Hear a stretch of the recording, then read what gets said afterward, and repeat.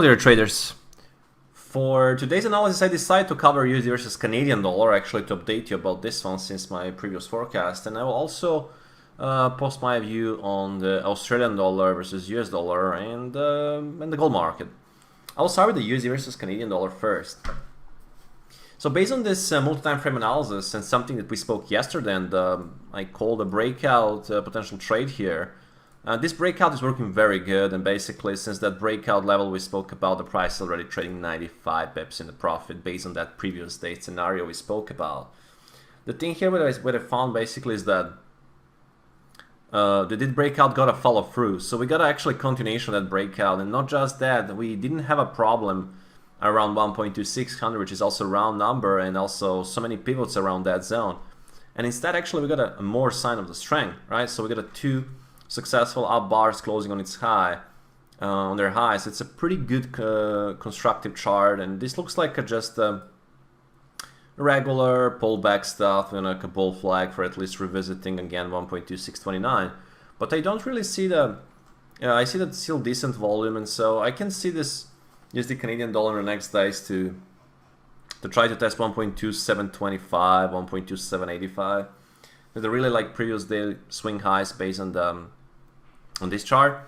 So I think this bull run just started on USD Canadian dollar, and you know, if you hold still position, you must also be aware of the retail sales event for today, month on month, in just a couple of hours, and then Fed Chair Powell will speak later today.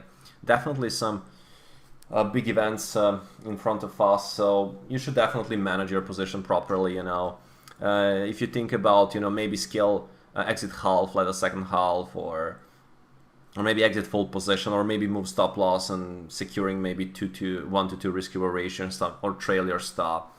But definitely my advice is to manage your position and do something before this event, because we never know on the event, and on the high impact event what can happen. It can always be kind of volatile. But definitely besides that, technically speaking, this is pretty bullish still. There is just more signs for continuation to the upside. Speaking of the Australian dollar, there is a fresh breakout. Now there is a very good volume on this breakout. This looks really hot. There was a monetary policy report, I guess, this overnight today, and there is a breakout with a 20-day balance going with a downside trend. This can be a quite huge price action that we got today, and I guess some pullback lows are the first levels to watch, 0.7225, and then definitely the major lows around, I'll say around 0.7. 0.7 will be ultimate like level in case of the stronger follow through in the next days and bigger down move. In terms of the ADR, so we have a classical contraction and low reading in ADR, so we definitely expect expansion. Is this a beginning of expansion? Probably, but again, tons of news today, and we must see how the price will do around. So anyway, definitely strong bearish condition. Maybe watching for the rallies and try to sell on the rallies and stuff like that. Can be a very good scenario on this one. So definitely a breakout mode on a very good volume, pretty good indication for the further drop. And I will say for the gold, the very last, gold basically trading near the important pivots and actually just breaking a bit, 70.92, and it's already like almost 4-day up after this big selling climax. So it's getting, you know, very extended on the intraday already on the upper calendar, on the hourly and 2-hour time frames. It's a very extreme reading, and we got a basically of important resistance. There is still no volume, spectacular volume in this market, but again, strong rally after that selling climax and still have upside pressure. But the resistance is on the test, and some extreme reading right now, and we are in the top, we're in the front of the news. I'll say if we I'll go into the futures market just to show you one thing. Let's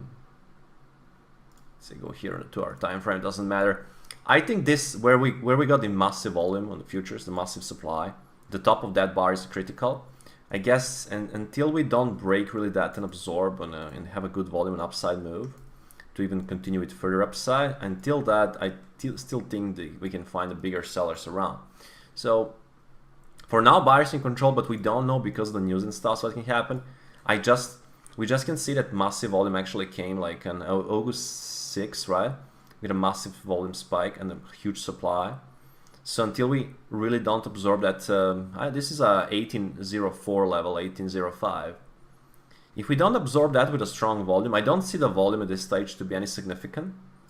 So if we don't absorb that with a bigger volume, you know, and start to kick in volume and stuff, this can still have a huge potential sell-off again.